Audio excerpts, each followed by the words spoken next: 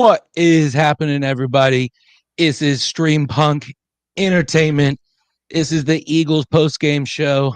I am Steven at Soldier Steve 247, being joined by my man Joe. You can find him at Joe Wolf. What is that? 112680. Joe, thank you for joining me tonight after this big win to take over first place in the NFC East. How you feeling, my man? Well, after the first half, I was like, okay, this is a grudge fight, which Yeah. is to be expected in the NFC East. And then the mid third quarter happened, and all hell broke loose. Yeah, no, I'm 100% with you. It took what, 3.5 quarters, 3 quarters for this one to get going. But it, like what you said, it was what is expected in a NFC East, regardless of the records. A showdown. When you have two teams 7-3, 7-2, now 8-2 and 7-4 going head to head. It's what you expected. Both teams' defenses coming into a short week really, really showed up. Um, like I said, for the first 3 quarters. What do you think about the defenses from both squads, especially the Eagles? I gotta say, the defenses from both squads really showed out, especially in the secondary. With both sides, both for the Eagles offensively and the Commanders offensively, the opposing defenses, their secondary really held the Eagles and Commanders receivers in check. There was a lot of checkdowns. There was a lot of throwing to tight ends and a lot of throwing to running backs. And you saw that early on, but it just didn't merit any points, so to speak. Yeah, But the interesting thing to me is that both secondaries have rookie guys in that secondary. yeah, And you got to applaud both for both the Commanders and for the Eagles because they all stood up to really, I would say I applaud the Commanders secondary a lot more than I do the Eagles, only because the Eagles really only had to worry about Terry McLaurin, whereas the Commanders had to worry about Devontae and AJ. And they kind of put both in check. And that tells me a lot about what potential those guys on that secondary for the Commanders might have going forward. That being said, that adversity that the Eagles faced, they were able to overcome that with the check down play that eventually broke yeah. free from Saquon and Mhm. Gainwell and Dallas Goddard and people like that. But you could tell early on, especially with some of the throws to Dotson and Saquon in the first half, I'm like, okay, the middle of the field is open. Wide The open. the the edge of the field, the one and two receivers, they're not. They are being blanketed. And I know people sit there and go, just throw it to AJ, just throw it to Devontae. And it's like, you don't want him to force it, yet you want him to force it. You want him to Like, force it. right. So let the guy, as a good quarterback, good quarterbacks take what they're given. And that's what Jalen did. But for the most part, it didn't always, in the first half, didn't always merit how much he wanted it to merit. There were some drops. There were some really bad penalties. And we'll get into that a little later. But, the idea overall is I'm impressed with the defense for the Eagles. And I'm impressed with the Commanders' defense as well.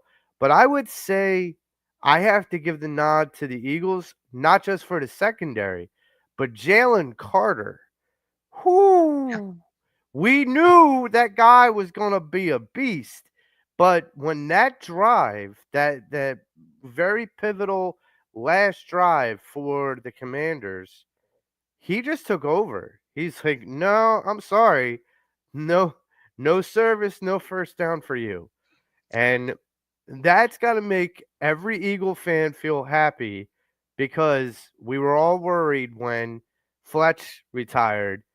Who's going to fill that void? Well, Jalen Carter is filling that void just nicely. No, I'm 100% with you. And to kind of like tag along of what you were saying about the secondary.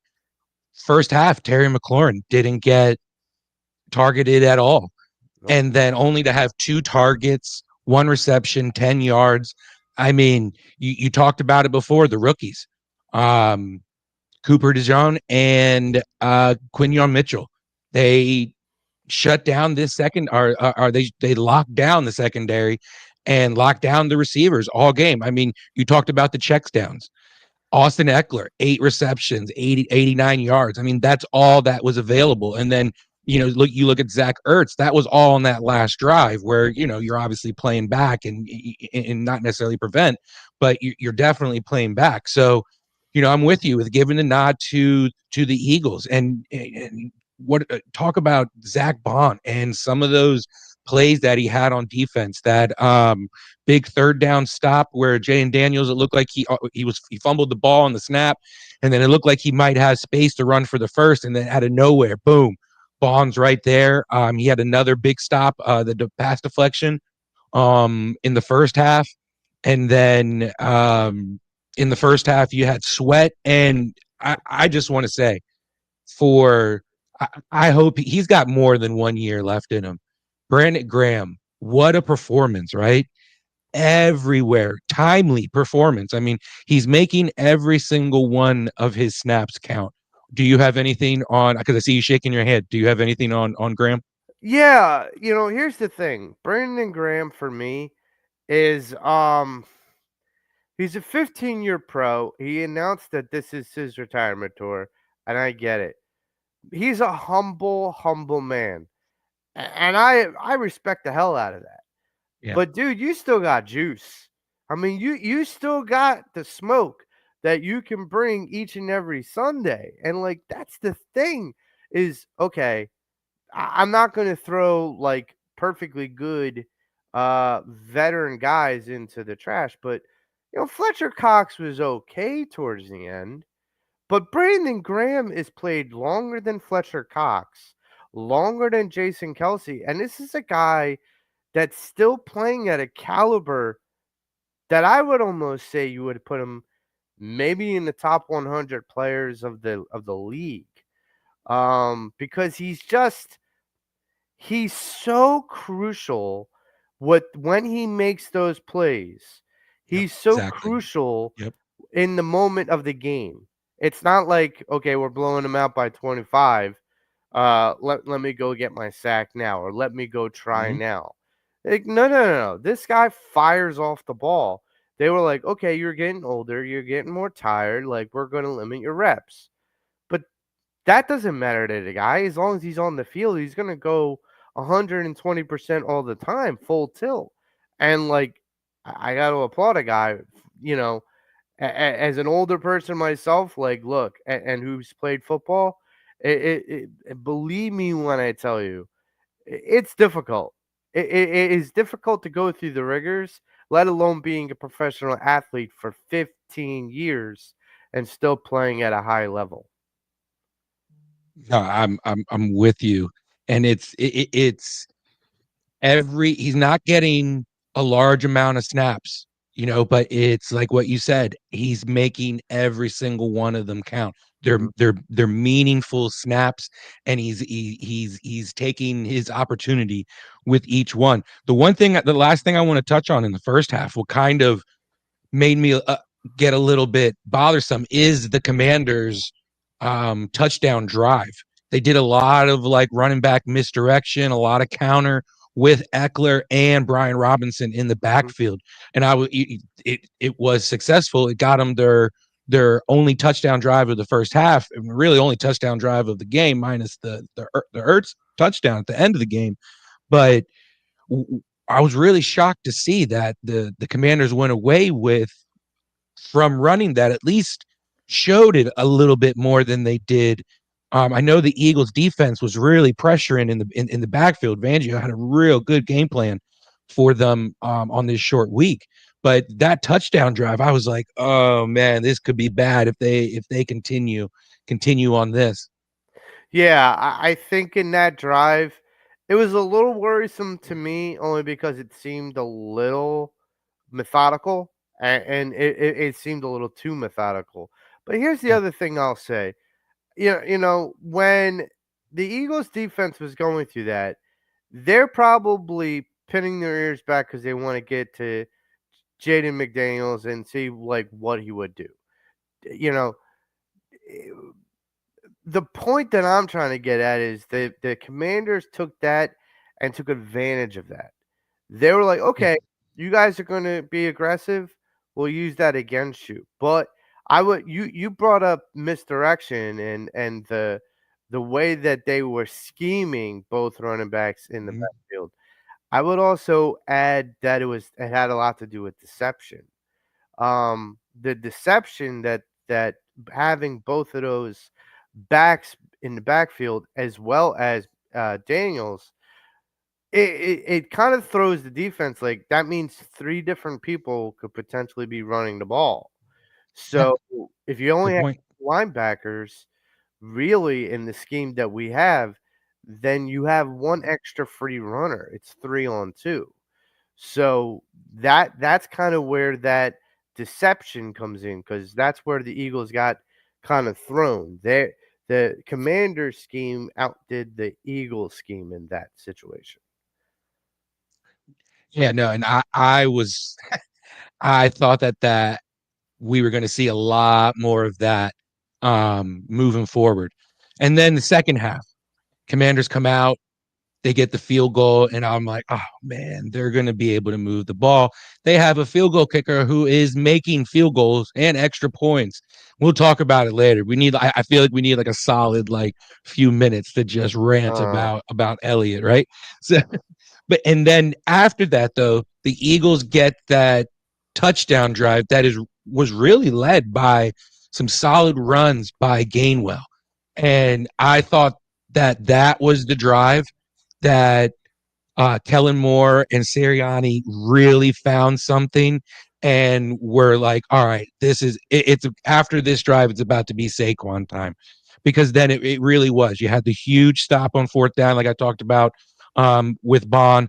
And I was really shocked that the Commanders didn't take the field goal there, knowing how poorly Elliott had been kicking. He's obviously in his head. Um, but the defense was unreal. Calcaterra stepped up in that second half with that big fumble recovery.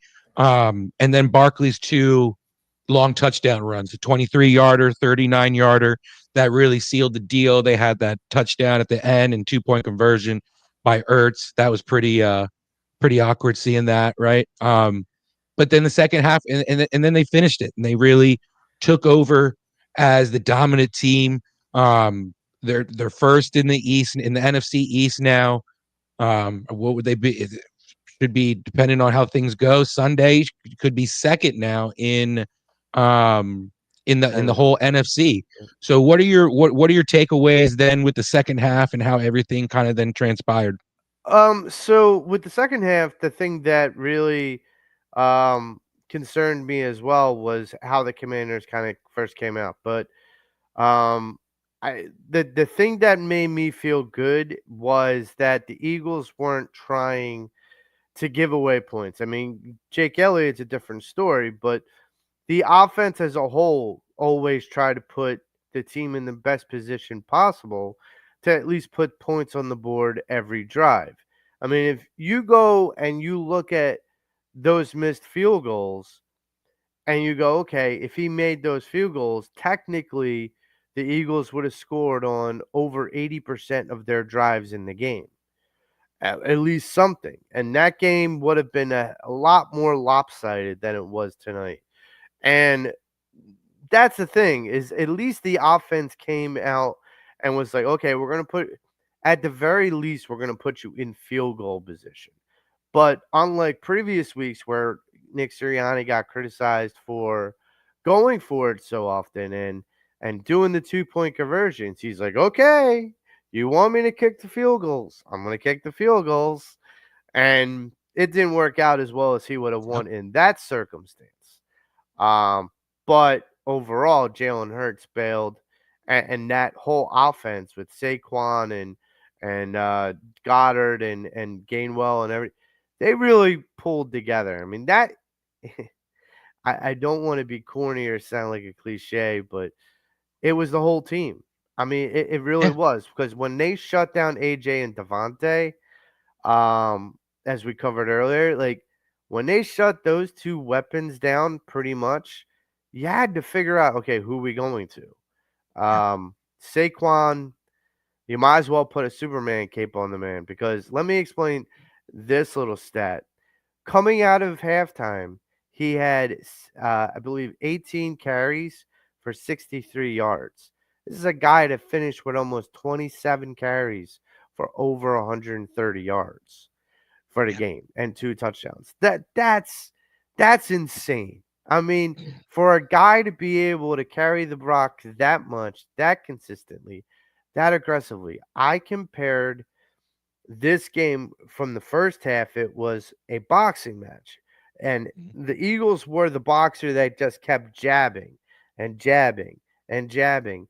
And the other boxer, who are the Commanders, was like, yeah, that's not going to affect me. Fine, keep jabbing, keep jabbing. But eventually, when a boxer keeps jabbing, the boxer that's getting punched starts to lower his guard because he doesn't feel Yeah. like it's going to matter.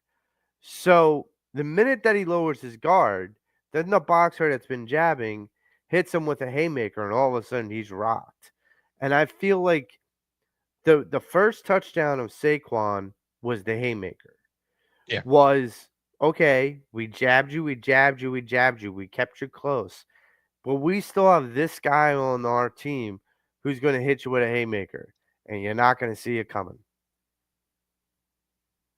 And kind of ties into Pat Bernard, the Gobbler himself. He's commenting. Commanders' defense was locked in the first half.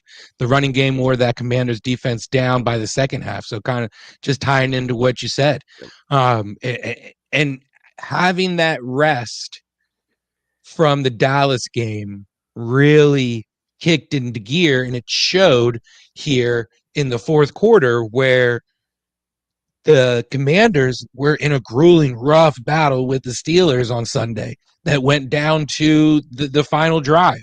Yeah. And the Steelers, top team in the AFC right now. Yep. So they were banged up coming into this, and their legs probably they clearly weren't going to last 4 quarters.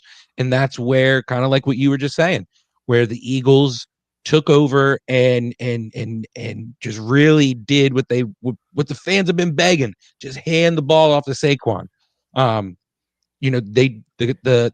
Commanders defense did a real great job at controlling Devontae and AJ Brown tonight. There was spurts where you thought, okay, they might get going here, and there were just some. Can we talk about that trick play in the first half? Well, we can, and I here's the thing. I don't know why you choose to run it there. Like I can understand if you're up by 4 and it's the first half, you do it. Yeah. Like I understand that, but you're still trailing. Your offense hasn't. It seemed like the offense was gaining momentum in that drive, and then they did the trick play and they lost 14 yards. And now Drive all of over. now you're all of a sudden you're looking down the barrel of like a 2nd and 20 and a 3rd and 22 inevitably. And like that those aren't manageable, passing downs. So for all intents and purposes, stay away from that for in that moment. Now Mhm. it'll be questioned, and I'm sure it will be. Was that a Nick Sirianni play call or was that a Kellen Moore play call? I think it doesn't matter because It for does. Yeah. me, Good. Yeah. eh, Yeah. for me, it was a bone. Overall, it was a boneheaded decision. Period. So whoever made it call, that's on them. Those sort of calls are all about timing. And Yeah. like you said, it was just like, why? You started in good field position, and you had a plus play on the first first down play, and then you turn around and you do that, and it was just like, oh, on top of Elliott's horrible field goal kicking in the first half, it just was like, this is going to be one of those games that everything just starts. 5-game win streak, everything's going great. Now you play a team that is over 500, great defense, solid offense, and then like all these things are going to happen. And it was just like, oh, so it was relief. I was relieved to be able to see how they stayed in the game. They trusted their values and their core of what they believed in, and running the ball. Um, I'm really sick and tired of these tush push touchdowns getting taken away from Saquon. I'm glad he got his two, big rushing touchdowns. But man, oh man, he probably should have what, 3 or 4 more rushing touchdowns on the season. Yeah, but this is what I'll say to all the critics of the tush push touchdowns. And there are some people that just don't like it, and then there are some people who think, "Oh, those aren't real touchdowns. They're not. They're not." And it's like last time I checked, they still count for 6. I Yeah, mean, right. and here's the adage, and as cocky as it sounds, it's the truth. If you don't like it, stop it. Stop it. Yep. Like, that's the difference. What would you rather them do? Go down there, be on the 1 yard line, be first and goal, get all cute with it, lose 5 yards, get a penalty. Now it's third and goal from like the 12 or whatever. Anything can happen in that situation. But when you have a play that 85 to 80 to 85% of the time your team's going to convert it, and you're on the 1 yard line or the 1.5 yard line, and it's first and goal, yeah, you give it to the guy. Especially, and look, Saquon still had 2 touchdowns tonight. This is a guy that's still top tier running back in the league with yards and touchdowns. So for everyone's like, oh, the tush pushes are taken away from Saquon. Where I understand the argument, I disagree in the sense that you go with what works and you know what works. Yeah, it's analytics if you want to call it that, but 85% is a lot when it It's comes passing. down to completing that goal or to converting that down. Like that is a Yep. lot to ignore. I mean, you can ignore it. I mean, there's 15% that you can ignore and you do something else. And I'll even say earlier in the game, they Kellen Moore did draw up a play where the formation looked like the tush push, but then they handed it off to Saquon. So Yeah, it looked good. That was a good play. they are trying to mix it up. So, you may get your wish. It just wasn't tonight. And hey, I may or may not be biased because I may or may not have Saquon on a fantasy team. So, you know, but neither here or there. Let's get into You still made some of out. these stats. You Oh still yeah, made oh out yeah, pretty well. Yeah. oh yeah, made out great tonight. So let's look over some of these stats. I'll go over the Commanders first. Jaden Daniels, 22 of 32, 191 yards, 1 touchdown, 1 interception. That interception was beautiful by Blankenship. That was a great interception. Had a QB rating of 81.6. Really, Brian Robinson, other than that touchdown scoring drive for the Commanders, he was really held up. 16 carries, 63 yards, 1 touchdown. He had a long of 18. Jaden Daniels rushed 7 times. Eckler got it 2 times. He was more in the receiving game. Eckler, 8 receptions, 89 yards, a long of 34. Zach Ertz, 6 receptions, 47 yards, and a touchdown. Had that 2-point conversion. And then we talked about it earlier. Terry McLaurin, only 1 reception, 10 yards on 2 targets. What do you take away from those stats from the key players from the Commanders? Yeah, it's funny to me because, you know, with Brian Robinson and Zach Ertz, like I kind of pinpoint them Because Austin Eckler, I kind of get that. Like that stat line, that's an Austin Eckler stat line. Yeah, But with the Zach Ertz and the Brian Robinson, like the thing that surprises me a little is that Zach Ertz still has that much left in the gas tank. I applaud him. I mean, we talked about Brandon earlier, but did we potentially keep the wrong tight end? Conversation for another day. Um, but the other thing is with Brian Robinson, this is a guy coming off an injury. This is a guy that's hungry for the ball, but he doesn't have the greatest offensive line. Yes, he's a yeah, basher, but the problem is you're going to wear down if your blockers aren't there, which is one of the reasons why, like, I was so worried about Saquon coming into the season because I'm like, his Giants offensive line was crap, which means between the Meadowlands field and that offensive line, he got dinged up a lot. And that takes some wear off those tires. Um, but with Brian Robinson, I feel like you're going to see the same thing if he stays with the Commanders and they don't improve their offensive line. This is a guy that's going to wear out quick, very quickly, and I also feel like um that could potentially be. I feel like this game is potentially the downturn for the Commander season going forward.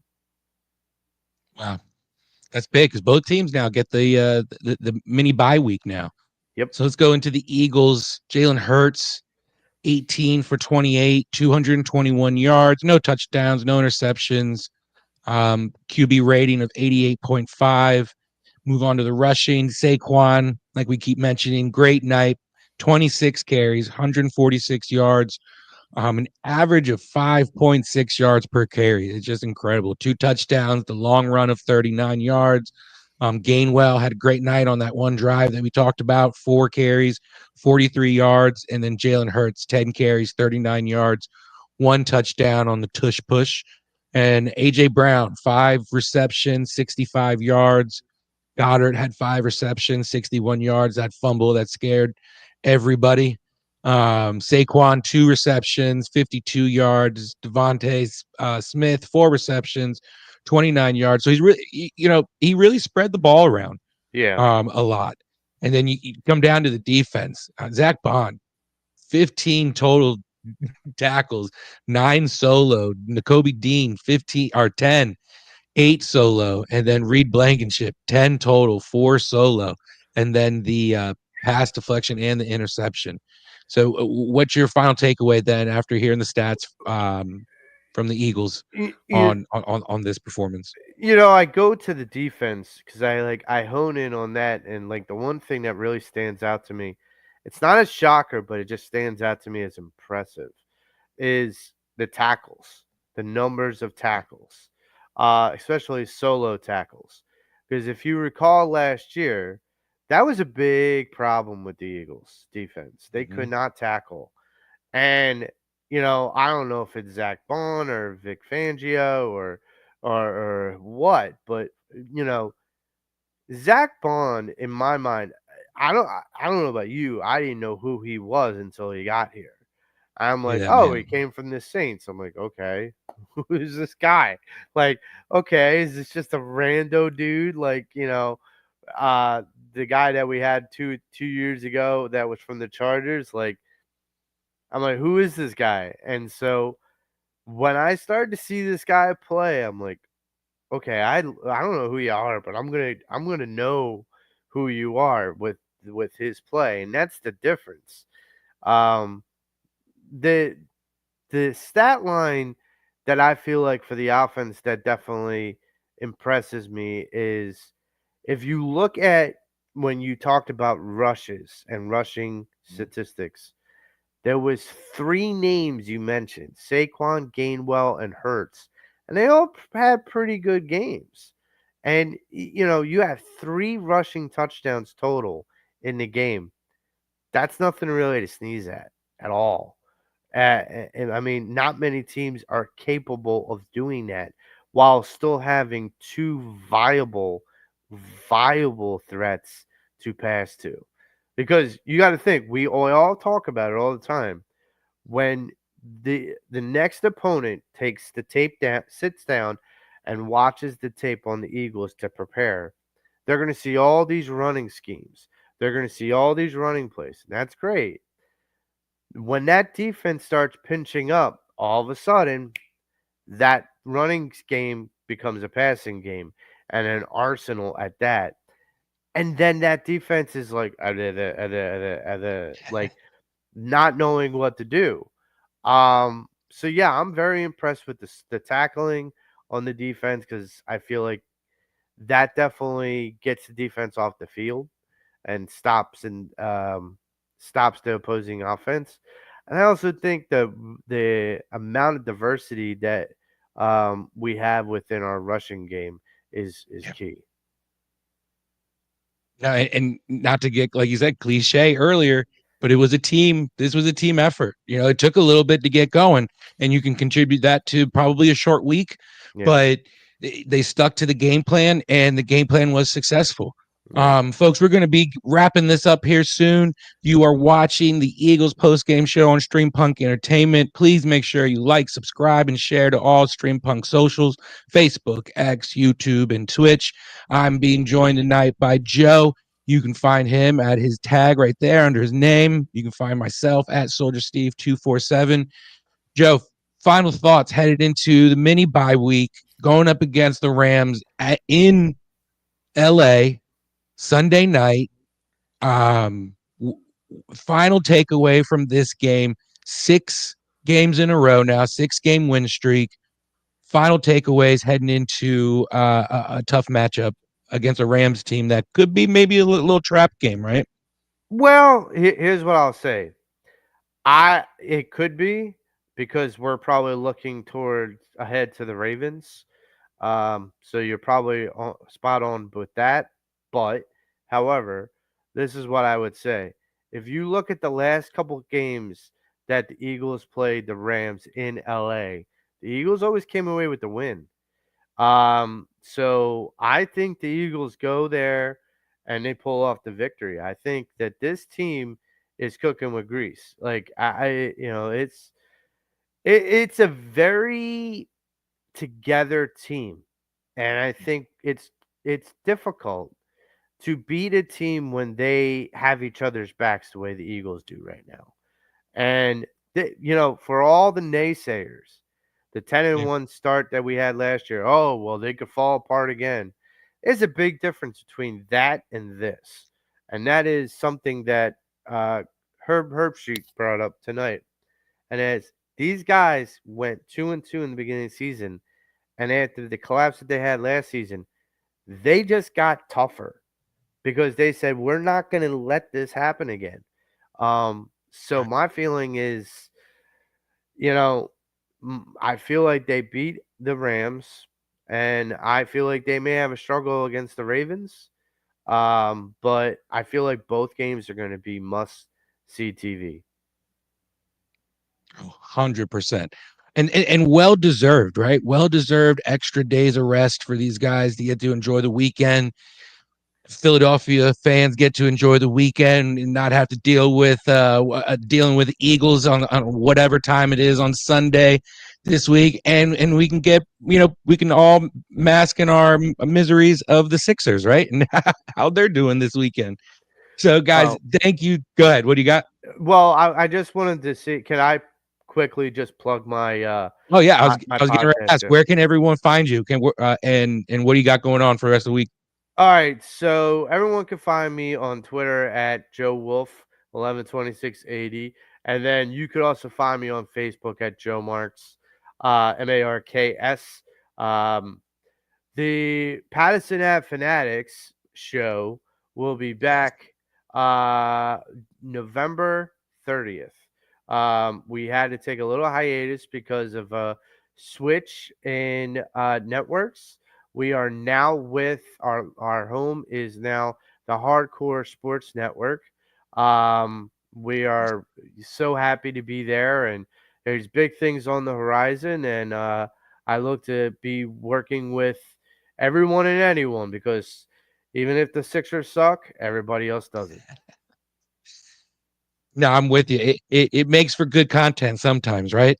Yes. So yeah, you can find me at Soldier Steve 247 all over StreamPunk Entertainment. We're gonna be having Sixers post game shows coming up. Myself, Mitch, who I know you know over there at Yep. Hardcore Sports, and then of course the Gobbler himself, Pat Bernard. So everyone, Joe, thank you for joining me tonight, and everyone, big win, go Birds. We're out of here.